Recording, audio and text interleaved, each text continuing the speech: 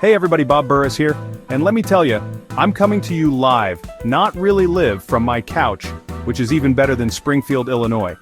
Get ready to dive into the top 5 things that make Springfield, well, Springfield. We're talking history, we're talking architecture, we're talking maybe a cornfield or two, who knows? Hold on, gotta take a sip of this. Is this prune juice? Who put this in my green room? Anyway, Springfield, it's like that one friend you had in college, you know, the quiet one who surprised everyone by chugging a gallon of milk in under a minute. You're like, where'd that come from? That's Springfield for you. So buckle up, Buttercup, because we're about to take a wild ride through the streets of Springfield. Or at least we're going to look at some pictures and I'm going to crack a few jokes about them. Let's do this. Alright, first up, we gotta pay homage to the big guy himself, Honest Abe.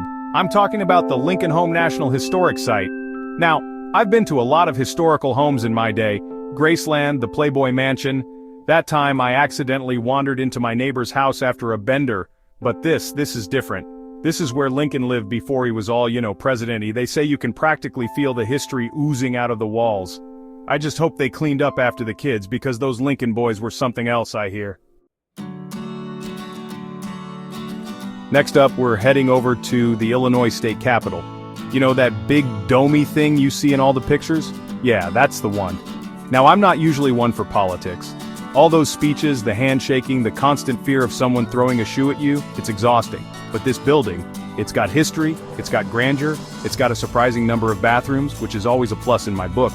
I hear they even let you go inside and walk around. Just try not to get lost, folks. It's like a maze in there. I once spent 3 hours trying to find the exit, and I ended up in the governor's office. Awkward. Alright, I know what you're thinking, Bob. We've already seen Lincoln's house. What more could there possibly be? Well, hold on to your hats, folks, because we're going to the Abraham Lincoln Presidential Library and Museum. This ain't your grandma's library, people. This place is chock full of Lincoln artifacts, documents, and even one of his old top hats. I wonder if it would fit me. They say a visit to this museum is like taking a time machine back to Lincoln's era. Just try not to step on any butterflies.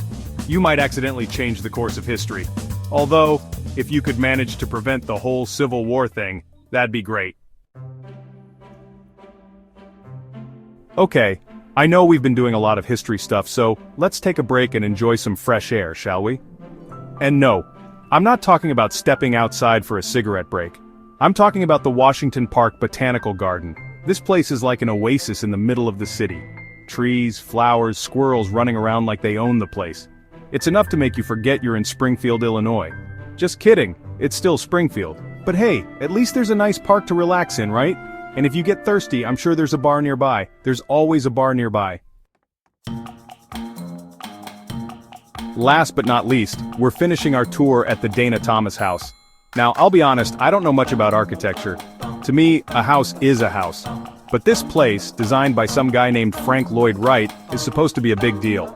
It's got all these crazy angles and shapes. It's like something out of a Dr. Seuss book.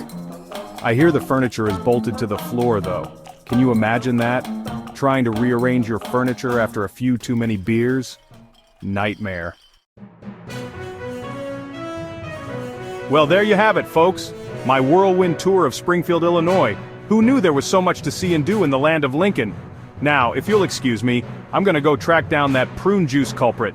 Something tells me it was my agent. He's always trying to get me to eat healthier. Until next time, stay classy, Springfield. And remember, if you ever see me in the park, don't feed the squirrels. They're on a strict diet of acorns and regret.